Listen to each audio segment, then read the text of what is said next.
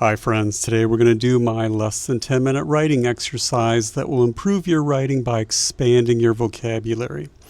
I've selected 3 words for us to play around with our writing. We're going to use each one of these words in a sentence so we can better understand them by putting them into context. I will give you general definitions below, but I've also included below to Merriam-Webster's website where you can find the formal definitions and pronunciations.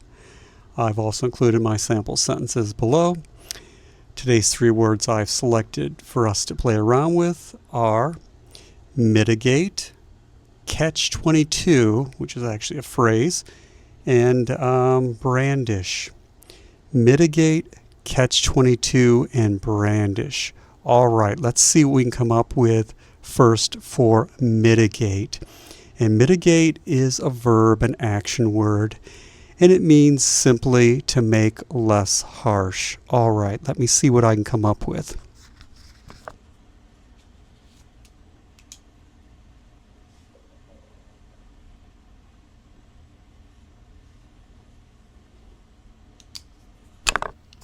All right, here's what I've got. The makeshift dam helped to mitigate the flood damage. So in this case, we're talking about this dam that maybe it's made out of bags of sand or whatever. It is a temporary dam, but it was set up to mitigate the flood damage, to make less harsh the damage from these floods. Anyway, that is mitigate, to make less harsh. Let's move on to catch-22.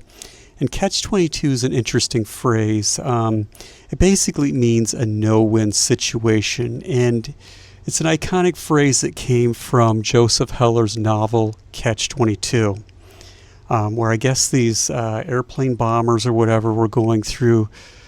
They didn't want to keep doing these bombing runs, yet they couldn't claim that they were insane. There was something to do with whatever. There was no win situation for these men. Anyway, that was the title of his novel, Catch-22, Joseph Heller, if you're interested in reading it.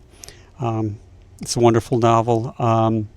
Anyway, again, it means no-win situation, and we've kind of just brought that into our culture and used it in our culture. Anyway, let me come up with a sentence for Catch-22. Okay, let me see.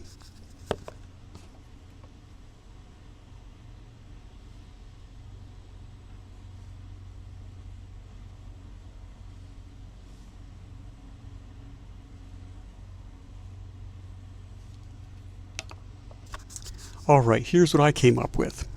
It was a catch-22 if he sold his car to either his brother or sister, as both of them needed a vehicle to drive to work or school. So basically, he wants to help out both of them, but he can't. He's kind of stuck with having to pick one of them. So it's a catch-22. It's a no-win situation for him. He's going to help out one, but then it's going to hurt the other. So, I mean, what does he do? It's a bad situation for him. I mean, granted, he's going to help one of them, which is a good thing for one of them, but, he's still going to feel bad for the other sibling. Anyway, let's move on to the 3rd word, and that is brandish. And brandish is a verb, an action word, and it means to wave a weapon in a threatening way. All right, let me see what I can come up with for brandish.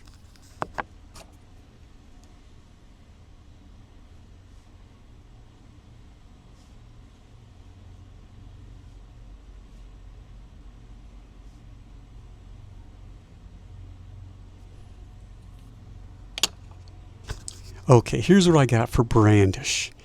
The robber stopped smiling when the woman brandished a gun from her purse.